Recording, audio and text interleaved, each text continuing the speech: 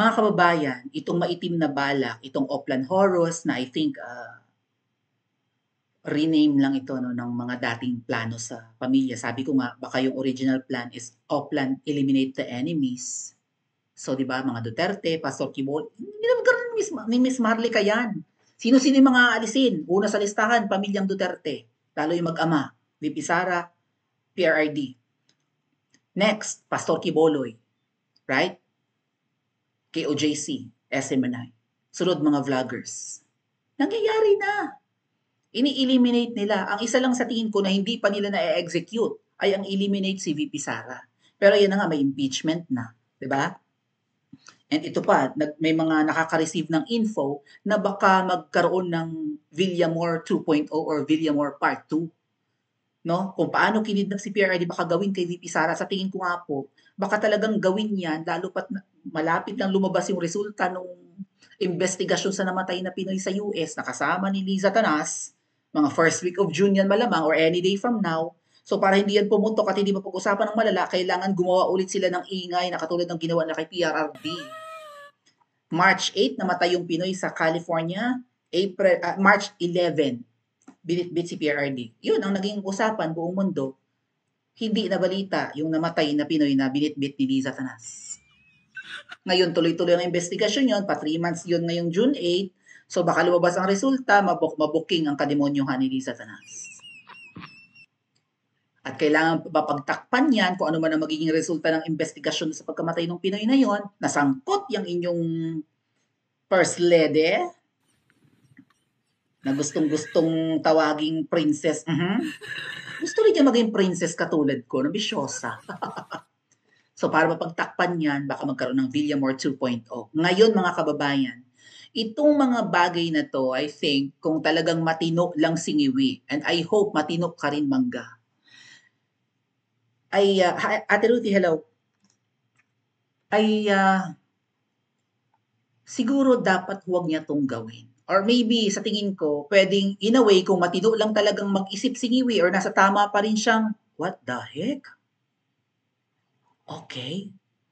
Oh, sige mamaya yan kung sino man yan. Parang may nag-send sa akin ng info. Kung matino ka pa sa pag-iisip mong iwi, sa tingin ko, hindi mo to gagawin. Kasi nga, sa ginawa mo kay PRRD, natalo ang mga candidates mo. Partida, dinaya pa yan. Dahil sa tingin ko, kung walang dayaan, 0 ang mga senador mo. Sa tingin ko mga kababayan, kung fair ang elections, katulad ng pagkapanalo ng mga Duterte sa Davao na landslide, ang Duterte landslide rin. Even yung +2 ni Pangulong Duterte, landslide yan. Okay?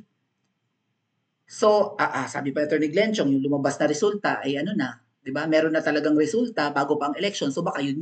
Kung ano yung lumabas na nanalo ngayon, yun yung pre-selected ng demonyang 'yan na babae. Ngayon, kung nasa matinong pag-iisip ka pangiwi, hindi mo gugustuhin itong mga maitim na balak sa mga Duterte dahil alam mo ikasisira mo ito. Ha? Yung ginawa mo kay PRRD, natalo yung mga candidates mo. Ngayon, may, di ba, may survey, mga kababayan, shinare ko yun sa Maui Spencer. Dali po. Yung trust rating, kalalabas lang po ng Pulse Asia, ha? O Pulse Asia, may bias ba ito? Hindi, SWS yata yung bias eh.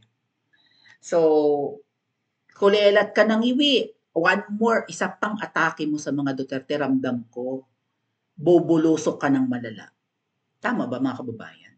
Ayan o.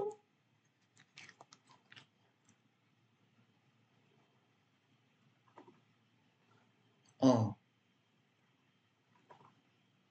Singiwi, sa recent Pulse Asia, itong ngayong buwan, Singiwi, 32% na lang ang kanyang trust rating.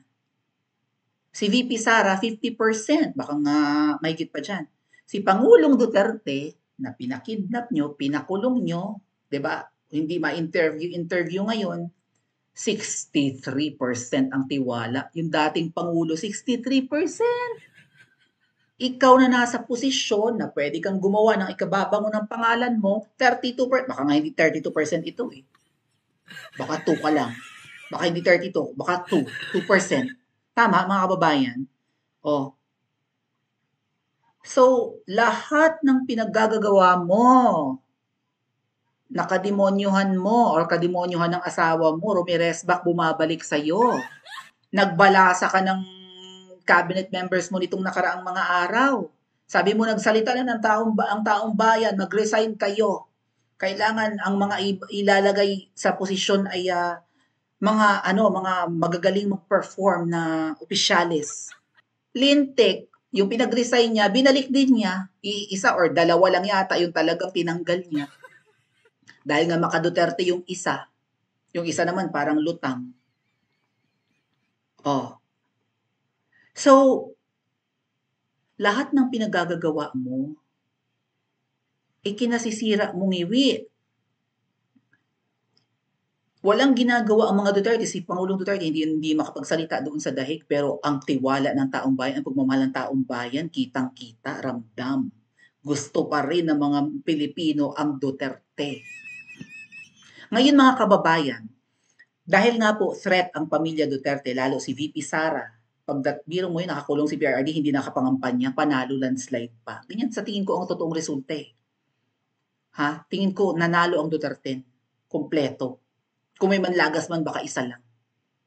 Okay? So, malinaw, di ba? Mukhang dinaya ang eleksyon natin. Ang bulok nung nakaraang eleksyon. At ayaw magpa-recount. So, may itinatago talaga mga kababayan.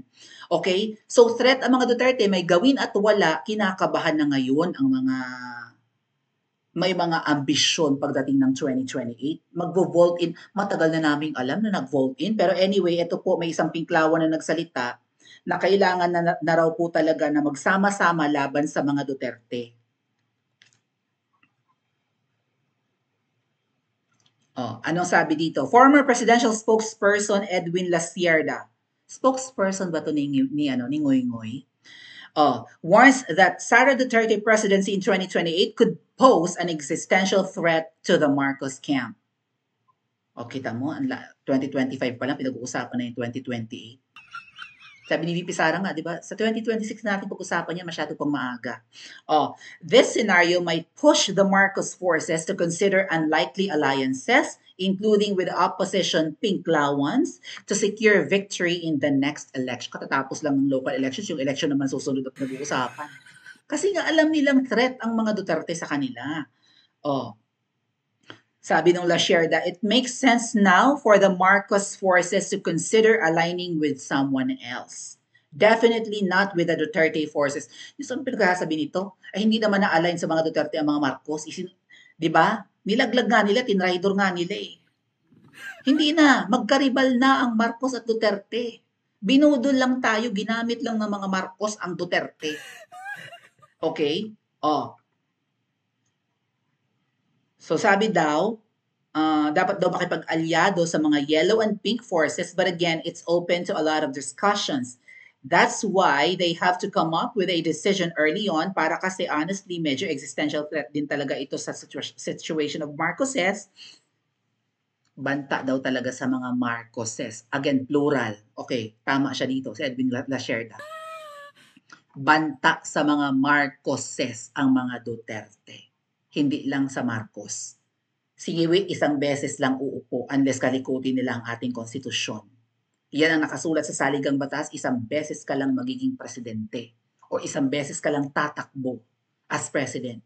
Singiwi, pagkatapos ng 6 years, kung saswertein siyang matapos niya, hindi na siya ulit makakatakbo pa bilang Pangulo. Sino ang isang Marcos na pwedeng tumakbong Pangulo? Si Mangga. Hindi pa naman hinog si Charis Pimpingko, di ba? Si Sandra, yung anak ni Nangiwi at ni Butod. Hindi pa. Alam nga namang si Butod, hindi naman siya mabango sa taong bayan. Sino ang susunod na Marcos na maghahangad ng continuity ng kanilang pamilya? Si Mangga. Kaya kalaban yan, mga kababayan. VP Sara, mag-ingat ka, traidora yan.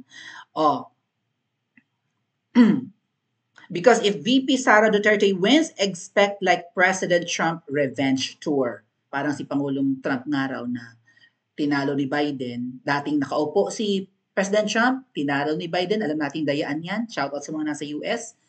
Tumakbo ulit si Trump, panalo. Kung ang bansa, mga kababayan, na katulad yan, US, developed na, pero ang kanilang presidente pwedeng tumakbo ng dalawa. Dapat gawin din yan sa atin sa Pilipinas. Yung ating constitution, yung saligang batas natin, bulok na yan, outdated na, luma na, it doesn't apply na sa makabagong panahon. Kay 1986 pa yan eh, and then 1987 na nga siya ni-ratify. Yung Cory Constitution na tinatawag, na nakalagay dyan, isang beses lang dapat maging pangulo ang isang politiko or isang beses lang dapat tumakbo bilang pangulo.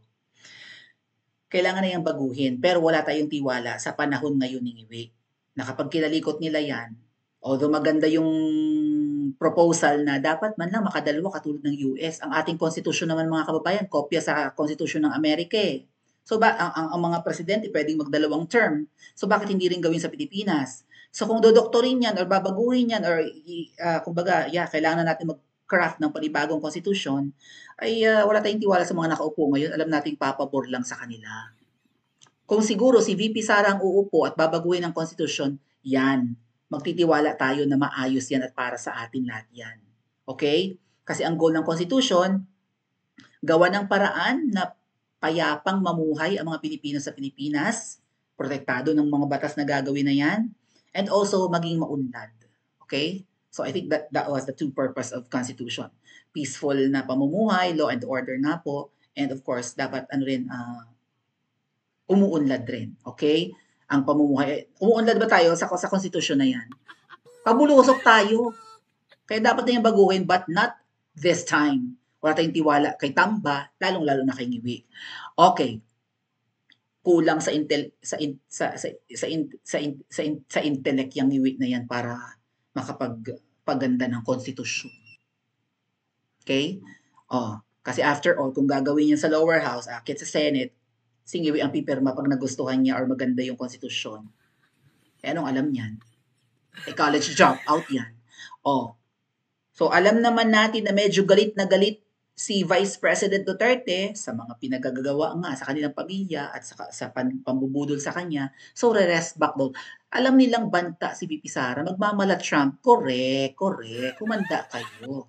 Pero again mga kababayan, itong kagustuhan nila na mag-vault in na ang mga makakaliwa, matagal na, mag-vault in na ang mga pink na dating galit na galit sa mga Marcos para sa mga camping dyan na sukang-suka kay Marcos noon at sa Uniteam, hindi niyo pa ba alam na matagal nang nag-vote in? Ang asawa ni Ngiwi ay dilaw. Okay? Yang babaeng ahas ay dilaw. Kauri niyo yan. Dilawan yan. Kamag-anak ni Marimar Rojas na isang dilaw. Right? Aminado nga si Marcos, hindi nga niya masabi-sabi na nung kabataan nila, may mga kalokohan sila ni Marimar Rojas noon sa US. 'Di ba? Na wag mo na akong i-booking, sabi. So ano kaya yung kalokohan na yun? Baka napupulburon sila nung kabataan nila. No? Kung ano man ang babae, what? Bisyo, babae, ano pa. So, hindi lang kakamping ang gustong makipag-vote in kay Ngiwi or sa mga loyalista. Matagal na silang nag-vote in. Kasama na rin nila ngayon ang mga makakaliwa. Sabi ko nga kahapon, di ba? Delikado ang men in uniform dahil lumalakas ang mga NPA at terorista ngayon dahil nakikipag-vote in na sila. Nagsama-sama na sila. Galing din kay VP Sara. Nagsama-sama na nga silang lahat, di ba?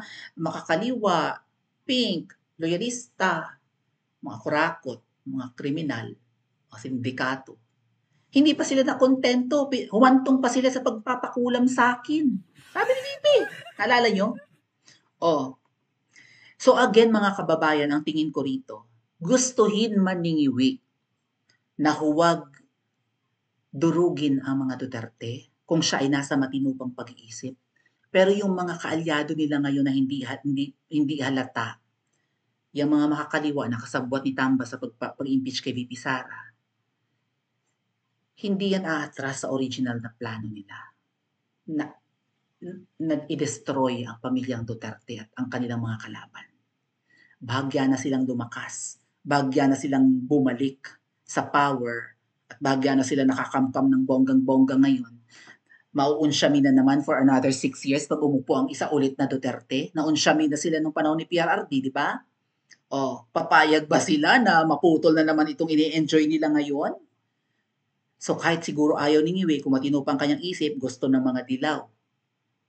na burahin sa landas ang mga Duterte. Gusto ng mga NPA na naghihiganti ngayon kay PRRD, yung mga oligarchs na nasira ang negosyo, pati mga sindikato, di ba? Mga drug lords na napilayan ang negosyo, nagkandalugi-lugi panahon ni PRRD. Yung mga pinklawan na matagal nang galit sa mga Duterte dahil na, I don't know kung bakit. Ay ganun talaga eh, dilaw eh, di ba? Bad trip ang dilaw, tinalo si Marimar Rojas ni PRRD noong 2016. Despite na ayaw ni Ngiwi na i-push ang mga planong yan, wala siyang choice. Sabi nga sa hula, may mga bubuyog na bulong ng bulong kay Ngiwi, 7 katao. 7 tao lang ba or 7 entities? Di ba?